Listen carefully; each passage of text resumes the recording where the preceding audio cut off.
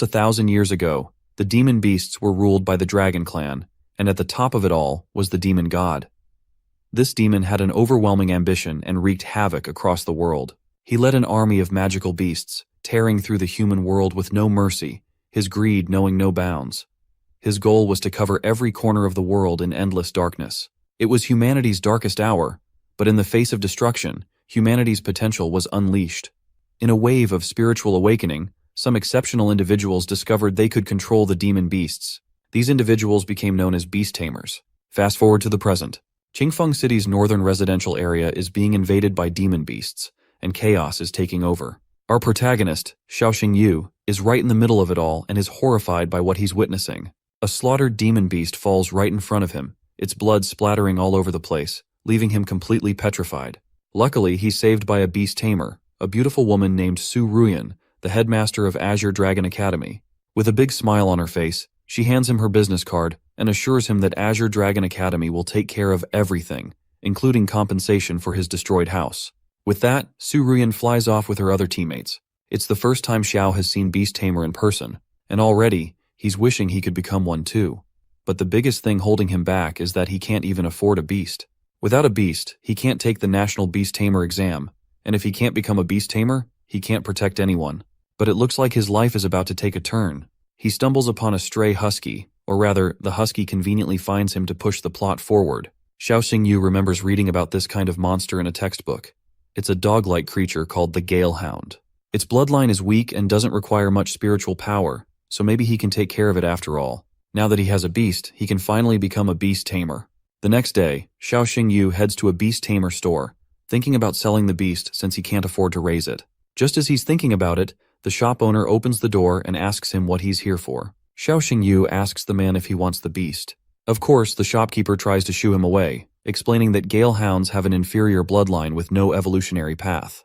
The poor puppy is terrified, but right at that moment, a system notification pops up in front of Xiao, showing a bunch of stats about his husky and even revealing its hidden evolution path. Of course, Xiao rubs his eyes wondering if he's hallucinating. But when he opens them again, the notification is still there. And now he notices something that catches his attention. A hidden evolution path for the Galehound. The shopkeeper behind him just tells him to go away, insisting that there's no evolution path for these inferior creatures. At that moment, Xiao notices a cocky guy approaching. This guy is your typical spoiled rich kid who enjoys poking fun at someone like Xiao. He's Sujie, a third year from Class 1, and he also attends the same school as Xiao. On top of that, he's the son of Qingfeng City's wealthiest man. He spots the beast in our boy's hands and smirks with this shady grin, but before he can say anything, Xiao quickly twirls around and starts walking off in order to avoid this bastard. But this bastard just starts laughing loudly at the idea of our boy joining the beast tamer exam with this trash dog. As far as he knew, Lena had told him that Xiao wasn't even planning to join the exam since he didn't have a pet. But now, seeing Xiao with the husky, it seems like the situation's changed. The mention of Lena catches our boy's attention, and he asks more about it. Suja smirks and reminds him that he's talking about the same girl our boy used to hang out with. But then he drops the bombshell that Lena is now with him. Right at that moment, that gold digger shows up, grabs Sujie's hand, and asks him where he went off to. Suji casually explains that he was just exchanging greetings with her old boyfriend. The girl quickly clarifies that Xiao isn't her friend anymore, since they haven't been in touch for a while. In her mind, she wonders why she should care if that loser sees her with a rich guy. After all, here he is, carrying a pathetic dog in his hands, while she's got Sujie, the son of Qingfeng City's wealthiest man. Xiaoxing Yu gets annoyed at the shift in Lena's attitude and reminds her of the times he helped her. He tells her that it's actually him who's going to dump her, so she can enjoy being with whoever she wants. Man, look at this husky. This animal seems to be laughing at our boy, as if it's mocking the idiot who's getting rejected by his ex-girlfriend. Anyway, Xiao mocks that bastard and begins walking away, triggering Suja's cocky attitude even more. As our boy walks, he feels tired of how these guys think the Galehound is worthless. They have no idea what they're underestimating. 3 days pass, and it's time for the Beast Tamer National Exam at Zilin Square. All the students who are about to participate are gathered, and among them is Xiaoxing Yu. As he walks through the square, feeling confident, he notices people gossiping behind his back. They're wondering why he's even attempting the Beast Tamer National Exam when he doesn't even have a beast. On top of that, he's broke and can't even afford to raise a beast, so they're all convinced he's just wasting his time. Xiaoxing Yu finally stands in front of the globe that will determine his fate, ready to prove to everyone that he's not the loser they think he is. He greets the teacher sitting on the other side of the table, and the man, hidden under his hat, casually asks if he's Xiao Xingyu. The teacher is Chen Chinian, the admissions officer from Azure Dragon Academy in Qingfeng District. Xiao quickly confirms his identity and states that he's here to take the exam. Chen reflects on how Xiao is the only student from Qingfeng District applying to this academy. Right at that moment, that bastard from before appears on the scene. There's a big, sinister grin plastered across his face. He mocks Xiao for even attempting the exam. He is so sure of himself that he promises that if our boy somehow passes, he'll drop to his knees and call him father. But Xiao doesn't back down. With full confidence, he tells the guy to go ahead and make the promise, and further advises him to be ready to call him daddy soon enough. Turning to the teacher, he says he's ready and asks if they can start the test. Before they begin, the teacher reminds him that if he fails this exam, he'll never be able to apply to another Beast Tamer Academy. Everyone in the background laughs, thinking Xiao doesn't stand a chance. The passing score for the spirit exam is 800, something they're sure Xiao could never reach. But Xiao stands firm, confident in his abilities, and accepts the terms. The teacher tells him to place his hand on the crystal. Xiao does so, and the result comes in, and sadly enough, he only got 316 points. Instantly, everyone bursts into laughter. Even the teacher, who had high hopes for Xiao, looks disappointed. But just as the laughter rings out, something incredible happens. The crystal starts reacting, and the score begins to rise, and it only goes higher and higher. It crosses the 800 mark and eventually stops at 1028. Everyone is left with their jaws hanging on the floor, and it's the worst nightmare for that rich bastard who had promised to call our boy father. You see, spirit power determines with how many beasts a beast tamer can make contract with. For every 100 points, a beast tamer can handle one beast. With a score of 1028, it means Xiao Xingyu has the potential to become a 10-star Beastmaster. Even the teacher can hardly believe it. There's a 10-star Beastmaster standing right in front of him. In the past few decades in the Dragon Kingdom, there have only been a few 10-star Beastmasters, and now, it looks like the Dragon Kingdom has found its next genius. The teacher reveals that Xiao Xingyu's spirit power is 1028, and remembers that the genius girl, Yanning Shuang, who took the exam last year, had a score of 1030. This means Xiao is only 2 points behind that prodigy. That gold digger from before starts losing her mind at the sight of this. She's sure that even if he passes this test, he'll never be able to pass the next one, which is the Beast Bloodline Quality Test. But before they can proceed to the next test, the teacher gets a notification from his assistant that there's been a slight error with the spirit power meter. It turns out Xiao Xingyu's actual score is 1032, which is 2 points higher than Yanning Shuang's 1030. The teacher decides to keep the malfunction quiet and not let it go public. With that, he announces that the second test is the Beast Bloodline Quality Test, and tells Xiao to summon his beast. Xiao confidently calls out to his friend, Black Fang. Everyone is on edge, waiting to see what kind of beast Xiao has, but they're quickly disappointed when they see it's just a Galehound.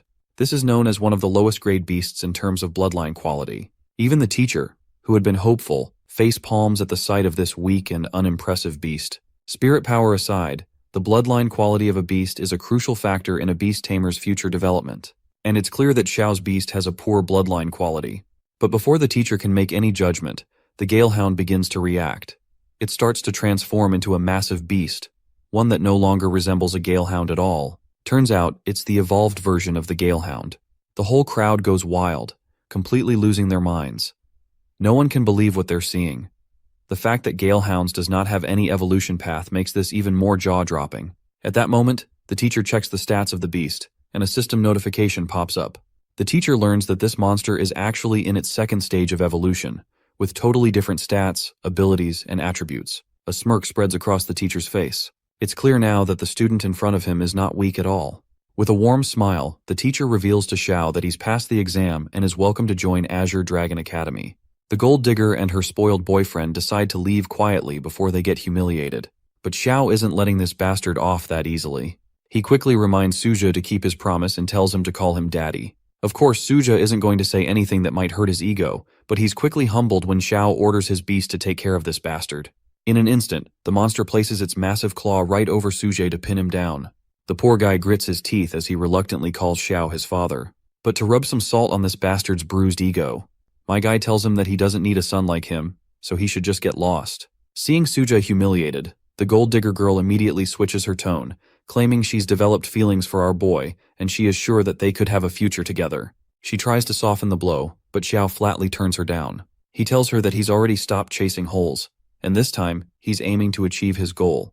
The lady collapses to the ground after getting shredded and apologizes for everything she's done, admitting that she was wrong. But in the end, her pleas fell deaf ears. On the way, Xiao is excited to share the good news about getting into Azure Dragon Academy. He quickly calls his sister, but his pleasant smile fades when he hears a screeching scream followed by the phone cutting off.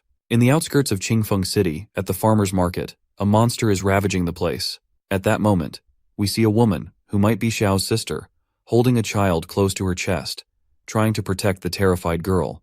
But just as she's holding the child, a giant monster looms over them. Xiao arrives at the scene and quickly begins scanning the chaos to find his sister, and that's when he spots the giant scorpion. In the desperate moment, a system notification pops up right in front of him, showing a bunch of skills he can use. Without hesitation, Xiao presses yes, but as much as he wants to use them, nothing happens. The scorpion, on the other hand, is about to strike his sister with its deadly stinger. Xiao quickly recalls how the beast tamer lady from Qinglong Academy had chanted some kind of spell, so he decides to give it a try himself. As soon as he chants, his white furry friend turns black, and under Xiao's command, the beast gathers up immense firepower in its mouth and obliterates the overgrown scorpion with a single breath. Just like that, the monster is down for the count. But then Xiao notices that his sister was much closer to the scorpion. Panicking, he rushes toward her, and the two siblings share a glance of relief as they see that they are both safe. With a smile, Xiao happily announces that he got into Azure Dragon Academy and is officially a Beastmaster now. His little furry friend turns back into his former form and jumps at Xiao excitedly. Then my guy turns to his sister and proudly introduces himself as Beast Tamer. And this little guy is his beast, the Hellstorm Wolf, Blackfang. The onlookers, who had been watching the chaos unfold, are left jaw-dropped, stunned by the sight of the monster that was ravaging the city being dealt with so quickly. Xiao feels an overwhelming sense of joy seeing everyone happy because of him. The doting mother, who had been frantically searching for her little girl, thanks him profusely and asks if he's a Beastmaster. The little girl with tears in her eyes runs to her mother as Xiao continues walking his own path. As he gets closer to the monster's corpse, we notice something shimmering inside, which looks like a crystal. Well, it's actually a monster core. Of course, the annoying system window pops up, explaining that he obtained the core by killing the monster, as if we wouldn't have known this without it telling us. The core has poisonous effects, and although Xiao isn't thrilled to have a low-level crystal, he decides to feed it to Blackfang. Even the smallest gain could help his little companion evolve. He then publicly announces to everyone that the monster has been dead and defeated, and the crowd gathers around him, all grateful and cheering for his victory. But of course, the art style is so cringeworthy that everyone looks like they're straight out of a hentai. The little girl rushes to Xiao, and he gives her a gentle pat on the head. After that intense day, Xiao returns to his humble abode, which still has that giant gaping hole in the roof. As he sleeps soundly, his sister stares at him with a focused expression. She scans him with her eyes and notices that the dragon rune curse is still activated. Quickly, she reports this to someone over the phone, saying that she can still feel the Dragon King's essence within him. But it doesn't make sense that Xiao, with that curse still active, is able to form a beast contract. The caller tells her to keep a close eye on him, and she readily agrees. The next day, Xiao and his sister arrive at the Qingfeng City train station, with their luggage in tow. Before they depart, everyone from yesterday gathers around to give our boy their gifts, showing him their special affection. After a heartfelt farewell, Xiao waves to the crowd one last time and boards the train. A few hours later, the train attendant announces over the speaker that there have been reports of beasts along the tracks ahead. Passengers are told to expect some shaking, but the train has successfully passed through the dangerous area and will proceed as normal. Both siblings breathe a sigh of relief, glad they've made it through the danger zone and will be at Longyin City in no time. Xiao's sister encourages him to study hard when he starts school, but right at that moment, the train jolts violently, throwing everyone in their seats. The announcement warns the passengers that a group of beasts known as the three-eyed giant apes has been spotted up ahead, and they should brace themselves and protect their belongings. While our boy braces himself for whatever's coming, the other two passengers are paralyzed in fear. The monsters begin to punch the train rooftop hard, and that massive ape crashes through the roof. Xiao immediately turns to his sister, telling her to stay hidden while he takes care of things. As he leaves her behind, the gorilla leaps toward him, but before it can land a blow, a fox-like beast strikes its tail hard across its face, sending the ape stumbling backward. Then enters this lady with fiery hair, Qin Yanran, daughter of the Sky Guild's president. With a commanding gesture, she orders her beast, a majestic three-tailed thunder fox, to charge at the ape. Lightning crackles around the fox as it dashes forward with incredible speed. Xiao watches in awe to see the extraordinary power of the fox. Upon reading the stats, he realizes it's a top-tier Tier 3 monster. It doesn't take long for him to connect the dots that this powerful woman must be Qin Yanran, the daughter of the Sky Guild's president. Our boy quickly calls out to everyone to evacuate the train, but it's almost too late since 3 giant apes are already inside, rampaging toward the passengers. Thinking fast, Xiao directs Black Fang to assist that other beast tamer. As Qin Yanran focuses on taking down one of the gorillas, another ape creeps up behind her. Without hesitation, my guy uses his Black Fang Inferno Bind, summoning dark flames that trap all 3 apes in their tracks. The fox lady is quite amazed to see that he's actually a beast tamer. She thanks him for saving her life, and he assures her that any beast tamer would have done the same in that situation. Suddenly a system window pops up and he is startled to see that her beast is going through depression and lethargy. To treat it, they need to crush anemone flowers soaked in hot water, add a thunder attribute catalyst, and mix in the fully dissolved core of a water-type magical beast. My guy is amazed by this, and later asks her if her pet get overly excited during battles, then become lethargic afterwards, even showing signs of self-harm. He educates her that this all are signs that it's suffering from post-battle trauma. What he doesn't mention is that he can literally see this condition through the status window. Instead, he spins a lie, claiming he read about this condition in the Beastmaster's Ailments Guide, and that thunder foxes are particularly susceptible to it. The girl gives him an energetic pat on the back for helping, and from then on, she decides to take him as her little brother. Meanwhile, his sister, standing behind them, gets absolutely annoyed seeing him with the other girl. Honestly, I wouldn't be surprised if she's not actually his sister but some stepsister or something, because this kind of stuff happens in these trashy manhwas all the time. She quickly butts in between her brother and Qin Yanran, holding him close and claiming that he is her little brother, so she can't share him with anyone. But Yanran quickly snatches Xiao from her hands. The doting sister immediately grabs him back, and just like that, the 2 ladies argue over who gets to be the big sister of the boy. The scene then transitions to the central plaza of Azure Dragon Academy, where all the students are gathered. The host welcomes everyone to Azure Dragon Academy, a cheerful guy who is actually the Dean of Education, known as Lin Kang. Behind him, the guy in tie is the vice principal, Wang Dongsheng. In the middle of the student assembly is the boy, glad to have finally made it there. A familiar lion's roar suddenly reverberates throughout the assembly, signaling the arrival of the Academy's top prodigy, riding on the back of her lion. She promptly lowers her altitude and hops off the beast's back. This lady is actually the director of the school, and the dean asks her if she can speak a few words to the students. The boy is left with his jaw dropped at the sight. As far as he remembers, she is the same woman who fought the Shadow Demon Dragon before.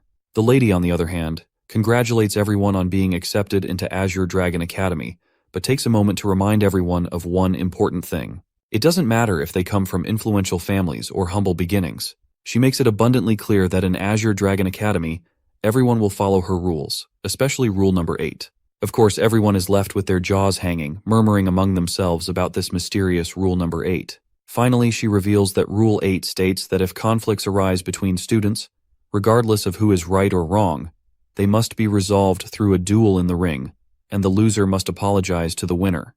This leaves the boy sweating a little. Rule 8 might seem strict, but it means that influential families can't bully others or abuse their power, giving even ordinary students a chance to seek justice through their fists. Don't you think this rule is kind of stupid? I mean, this rule is supposed to eliminate anyone picking up on the weak, but instead, it is giving more chances for the filthy rich to humiliate the poor even more. Like, if I'm stronger, I will intentionally pick on the weak to have a duel with them. 2 hours later, an arrogant student loses his temper upon seeing the boy. He is literally jealous that someone has a spiritual power score rivaling that of senior Yaning Shuang. The teacher gets annoyed by the loudmouth and tells him to sit down. Eventually, the goon takes his seat and promises to follow our boy from now on. It seems he wasn't jealous after all. He's just inspired by Xiao. The teacher then writes something in Chinese on the board and introduces himself as the homeroom teacher, Chen Chinian. He's excited to teach the students to the best of his abilities. He tells everyone to open the Beast Companion Guide to the first chapter, where they'll start the theory of beast companions. The strength of a beast companion, he explains, is mainly determined by 2 factors. The first is the companion's evolutionary stage. The currently known evolutionary stages, from lowest to highest, include initial form, mature form, complete form, transcendent form, and finally, beast king form. The second factor, Teacher Chen explains, is the beast's bloodline quality. Documented bloodlines are ranked from poor to high quality, and higher quality bloodlines naturally exert a suppressive effect on lower ones. Additionally, the attributes of beast companions can create an attribute suppression effect. For example, the common 5-element attribute system contains metal, wood, water, fire, and earth, follows a cycle of mutual suppression. In this cycle, wood suppresses earth, earth suppresses water, water suppresses fire, fire suppresses metal, and metal suppresses wood. Beyond these 5 basic attributes, Teacher Chen adds, there are other variants, like sand and lightning, though he won't list all of them one by one. As the class continues, our boy is seen catching some Z's, but he is quickly jolted awake when Teacher Chen hits him with the chalk he's holding. Annoyed by his sleeping, Teacher Chen asks him what the weakness of the sky demon lizard is. If he can't answer, he better pick up his bag and get out of the class. Teacher Chen repeats the question, demanding to know the weakness of the sky demon lizard, and warns him that if he can't answer, he shouldn't bother coming back tomorrow. But the boy quickly answers that the weakness of the lizard is the venom sac under its abdomen. Teacher Chen follows up with another question, asking where ice condors usually live. The boy answers this question too, leaving everyone completely boggled by his knowledge. The teacher decides to test our boy even more, and asks him what he should do if he encounters a sky-rending tiger in the wild. In response, my guy said he would bite down on his ID card and find a shady spot to lie down. Everyone is left jaw-dropped once again, and Teacher Chen is especially boggled. When he asks for further clarification, our guy reveals that the sky-rending tiger is a Beast King class mutated beast, and only a level 6 or higher Beastmaster could stand a chance against it. For beginner Beastmasters, encountering a sky-rending tiger in the wild would mean certain death. So, he'd put his ID in his mouth to make it easier for his family to identify his body, and finding a shady spot would slow the body's decay. The teacher completely flips out upon hearing this ridiculous yet oddly low IQ explanation. He's not boggled because the info is stupid, but because what Xiao said is actually true. So, he ends up giving our boy full marks. He then asks how he even knows these things, since they're not in the current syllabus. Our guy just flashes all the source material he's read in advance. Everyone in the class is left utterly bewildered, wondering how they're going to keep up with a prodigy like this guy in the future. The teacher tells everyone to continue with self-study and then invites Xiao to come with him. Once they're outside, Xiao doesn't waste any time apologizing for falling asleep in class again. Teacher Chen, however, isn't here to talk about that. Instead, he's amazed that Xiao has somehow mastered the entire semester's theory content in less than half a class. Xiao, of course, credits all his success to the teacher, but Teacher Chen brushes off the flattery, telling him to cut it out. Since he's already finished the theory section, it's time for him to dive into more advanced material. The teacher seems both a bit annoyed and oddly satisfied to see this happening so quickly. To be fair, it's only been one day since Xiao joined this academy, so it's pretty funny that they're talking as if he's been there for months already. Either way, Teacher Chen hands our boy a library pass for the Azure Dragon Academy. Our guy is amazed when he sees the library pass because it allows him to freely come and go in the Azure Dragon library and borrow books for free. He thanks Teacher Chen and decides to heads off to the library since there's nothing else for him to learn right now. The next scene shifts to the Azure Dragon Academy library. We see our boy sitting alone in a quiet corner, buried deep in books. That's when a cocky bastard with his entourage barges in. This guy is Wang Yan, the son of the vice principal Wang Dongsheng. Wang Yan arrogantly orders everyone to clear out, and all the NPCs with their weird legs start scrambling to leave. There are also a few ladies in the library, and this cocky thug tells them to stay behind and accompany him while he studies. The girls look absolutely terrified in his presence, but that's when our guy shuts his book and tosses it over Wang Yan's head with such force that it leaves the guy's face twisting in anger. He looks around and sees our guy striding forward casually. Like any true Sigma, he stands right in front of the cocky bastard and calls him out for shamelessly harassing the girls. One of the girls warns him to back off, telling him that this guy is the son of Vice Principal Wang Dongsheng, so they can't afford to mess with him. But this is the least of our guy's concerns, though now he understands why this punk was so full of himself. The bastard, feeling overly confident, starts flashing a thumbs down and warns him not to meddle if he knows what's good for him. But our guy shuts him down with a single ball-busting kick. The bastard drops down in pain, completely withering from the blow. Even after this humiliating takedown, he still has the audacity to act cocky, vowing to teach our guy a lesson and prove who really calls the shots at Qinglong Academy. But it looks like the tables are about to turn, because just then, the Academy's Big Cheese herself arrives on the scene. She doesn't look too thrilled to hear that Qinglong Academy is supposedly under his control. The guy knows he's in deep trouble now. The dean shoots daggers at him with her eyes, making it clear that she already understands what happened. Since he's gotten into a conflict with our boy, she says they'll settle it according to Article 8 of the school rules. You see, if students have a conflict, right or wrong, they have to resolve it in a ring duel. The loser is required to apologize to the winner.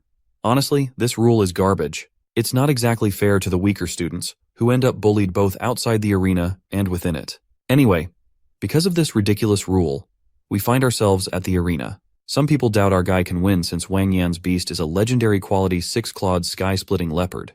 Even the teacher, however, is rooting for our boy. Finally, the match is about to begin, and both sides enter the arena. The bastard is feeling cocky, ready to crush our guy. But Zhao just looks thrilled, eager to rip this punk to shreds. The match officially starts, and Wang Yan summons his creepy tiger beast. Xiao activates one of his skills to read the beast's stats, and he's momentarily shocked to see that the beast has a dual attribute. Still, he's confident and ready to own this stage.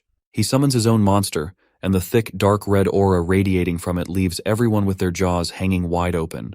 The beast is so domineering that, in terms of looks, the six-clawed sky-splitting leopard is totally overshadowed.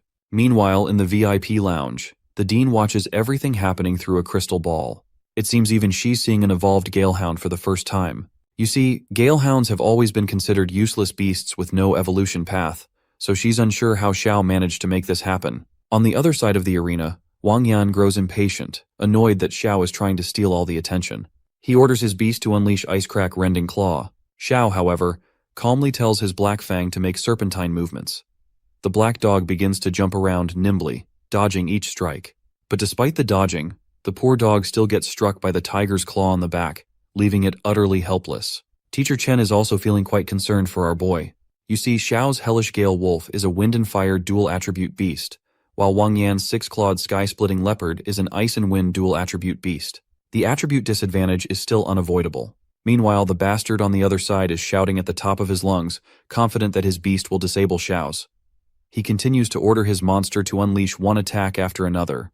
The final attack traps Black Fang inside a crystal coffin, so tough that the poor dog can barely move inside it. The bastard son of the vice principal is having the time of his life, laughing as he watches, certain that his beast will freeze Xiao's dog to death inside that coffin. Everyone who's been rooting for Xiao is on edge, but it seems like our guy isn't even worried. He quickly orders his monster to use one of its abilities, Rift, and the beast begins to transform into shadow form, disappearing from the crystal coffin. The bastard looks around frantically, wondering where the monster disappeared to. Soon enough, he notices Black Fang materializing right in front of him. His tiger quickly lunges to attack in order to save his master, but Xiao's dog retreats just in time. My guy then tells his buddy to show his full strength and commands him to use Silent Claw. Right at that moment, Black Fang delivers a series of powerful slashes, leaving the bastard's beast stunned. The dean is completely bewildered to see this. Silent Claw is a dark attribute skill, and upon hitting the opponent, it causes a 3-second silence effect. Then, Xiao gives the final command to end the fight. With a single directive, Black Fang unleashes a massive fire attack that completely obliterates the opponent's monster. The beast is defeated instantly. With that final attack, the referee announces Xiao as the victor of this ridiculous battle. The crowd erupts in cheers and applause, impressed by Xiao's win.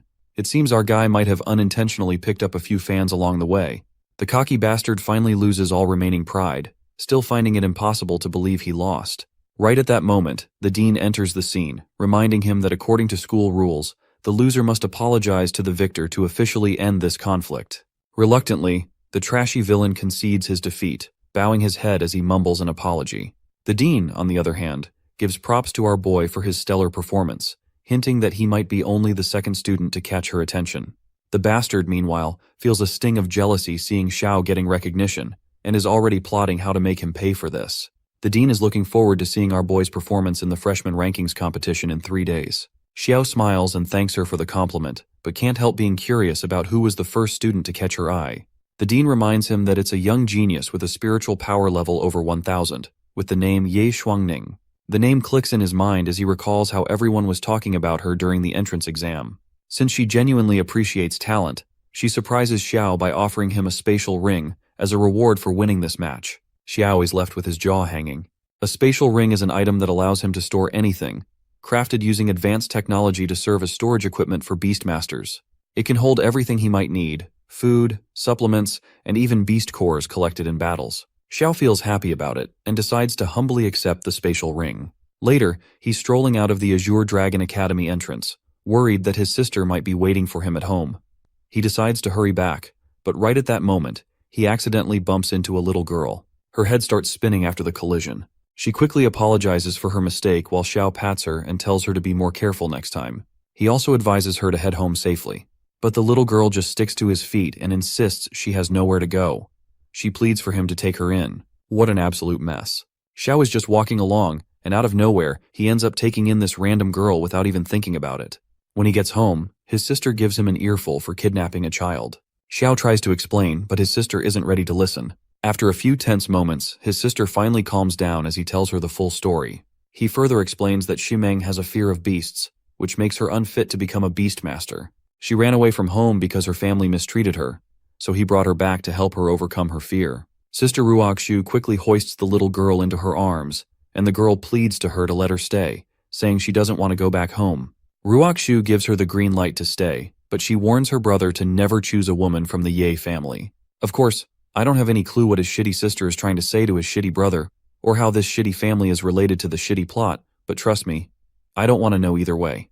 The next day at Azure Dragon Academy, everyone is lined up outside, waiting for the next command from Teacher Chen. Xiao is in the crowd, thinking about why his sister suddenly warned him against the Ye family.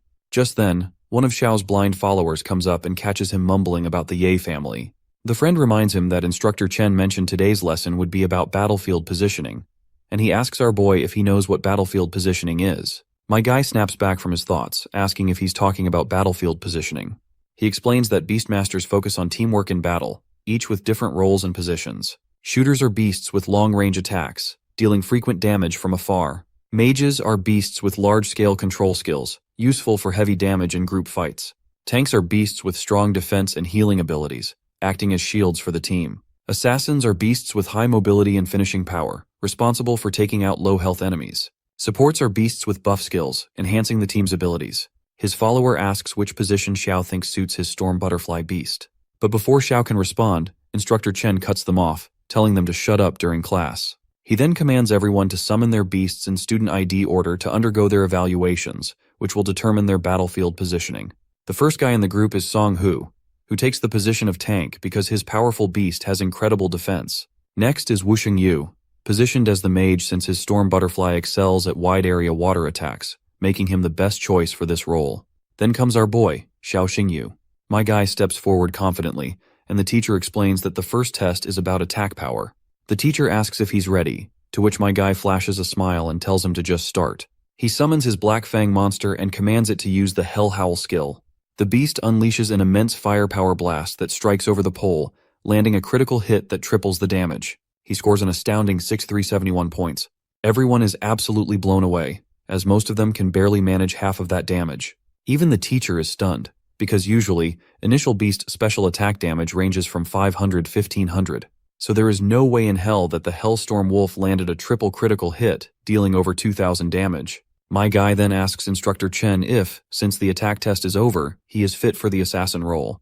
But the teacher tells him that he can't possibly give any ruling yet, so he tells him to keep going with the tests. The second test is the range test, and my guy nails this one as well. Then, there's the defense test. My guy nails that one too. Next is the control test, and once again my guy nails it. Lastly, there's the buff test. Based on Teacher Chen's data, any beast within 10 meters of Hellstorm Wolf